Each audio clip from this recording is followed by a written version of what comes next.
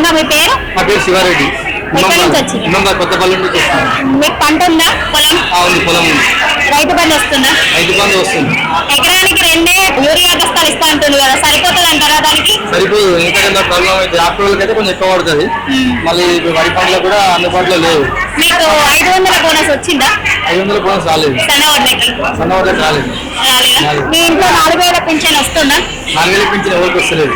ఈ ప్రభుత్వం బాగుందా, కేసీఆర్ ప్రభుత్వం బాగుందా? కేసీఆర్ ప్రభుత్వం బాగుంది. ఫ్రీ బస్సులు ఇచ్చింది కదా, ఏమైనా ఇబ్బంది అవుతుందా మీ వాళ్ళకి? లేడీస్ వాళ్ళకి అందరూ క్యాజువల్ వస్తుందని దాని వల్ల ఉపయోగం ఏం లేదు. అంతే అంటారా? వర్క్ను ఉపయోగించుకోవట్లేదు. వస్తున్నారు పోతున్నారు తప్ప దానిలో ఏం ఉపయోగం లేదు. అంతేనా? రుణమాఫీ జరిగిందంటుంది, మీకు జరిగిందా? ఆ రుణమాఫీ జరగలేదు. 24 గంటల కరెంట్ వస్తుందా? అంటే పొలం దగ్గర వస్తలేదు, ఇంటి దగ్గర అయితే వస్తుంది. మీకు ఫ్రీ బస్ ఉపయోగపడుతుందా? ఉపయోగపడ్డా నష్టమే ఉంది. ఏం నష్టం జరుగుతుంది ఫ్రీ బస్ వల్ల?